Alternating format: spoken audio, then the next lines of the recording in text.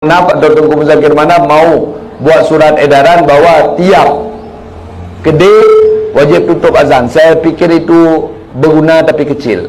Yang termulia Pak Muzakir Manaf atau Tengku Muzakir Manaf buat surat edaran perwujudan syariat.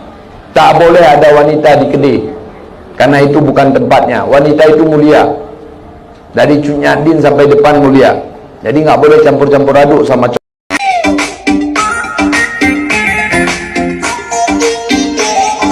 Assalamualaikum warahmatullahi wabarakatuh, sahabat dan saudara sekalian fi ayyi makan.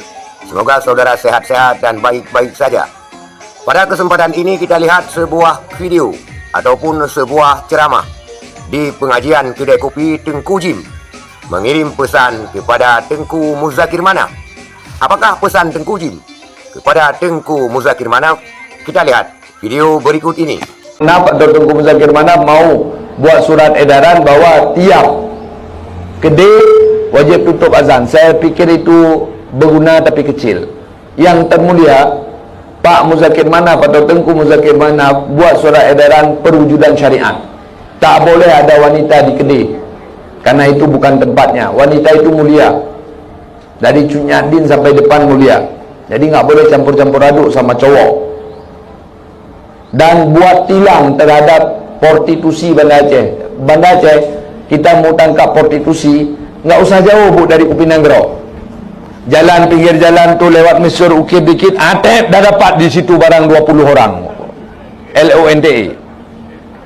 Jalan sikit lagi, dapat lagi 50 orang. Ni dekat ni. Markas-markas LONTE. Dekat-dekat sini aja banyak.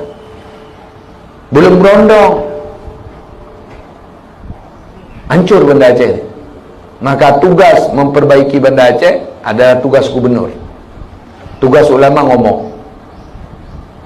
Kalau kita mau semua bisa. Kenapa orang pakai helm? Buat tilang aja. Dapat anak laki-laki gaya bencong pakai celana pendek, berhentikan, kena tilang. Hukuman tilang nggak boleh denda di pengadilan dulu, panggil mama ayahnya dulu. Supaya kita kenal bi atau po ini. Itulah pesan Tengku Jim kepada Tengku Muzakir Manaf. Karena Tengku Jim ini tidak menyebutkan mu'alim sebagai Muzakir Manaf. Tengku Muzakir Manaf katanya. Dia mengimbau kepada mu'alim agar menerapkan syariat Islam secara kafah. Jangan hanya melarang kedai kopi ataupun warung-warung buka saat azan.